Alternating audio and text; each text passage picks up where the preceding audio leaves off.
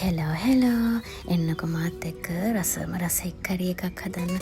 මේක මාරම රසයි. ඔයාලා හදලා බලලා කියන්න ඕනේ කොහොමද මේකේ රස කියලා. එන්නකො හදන්න. මුලින්ම තාච්චියක් ලිපේ තියාගෙන තෙල් ටිකක් දාලා මම මේකට රම්බගත්ත බිත්තර ටිකක් දානවා.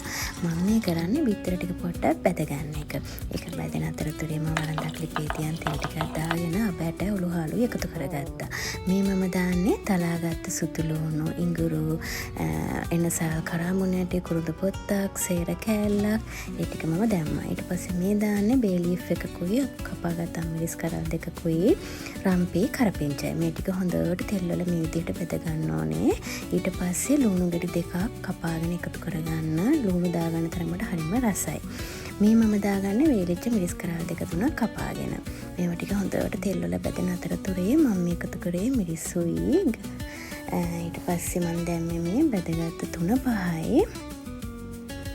මේ දැම්මේ කහ. ඊට පස්සේ ලුණු ටිකකුත් එකතු කරගන්න. ඊට පස්සේ අපි මේ දැම්මේ තක්කාලි. මේකට ලුණුයි තක්කාලි වැඩිපුර දාගන්න තරමට හරිම රසයි. මම තව වතුර ටිකකුත් එකතු කරගත්තා. ලුණු ටිකයි තක්කාලි ටිකයි තැම්බෙන්න. මෙතනදී මම මේ පෙන්නේ ඔයාලට හොඳ මසාලා පවුඩර් එකක් එකතු කරගන්න ඕනේ කියන එක. මසාලා මේ සැහැන්දක් විතර දාගන්න.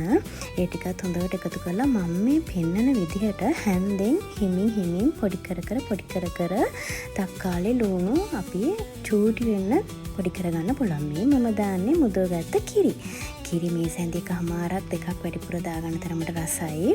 ඒ ටිකත් මේ හොඳට මේ විදිහට පොඩි වෙලා මෙන්න මේ ගානට එන්න ඕනේ. බ්ලෙන්ඩ් කරගන්නවට වැඩිය මෙහෙමනම් හරිම රසයි. ඊට පස්සේ අපි අර බෙදගත්ත බිත්තර ටික මෙන්න මේ කරේකට එකතු කරනවා.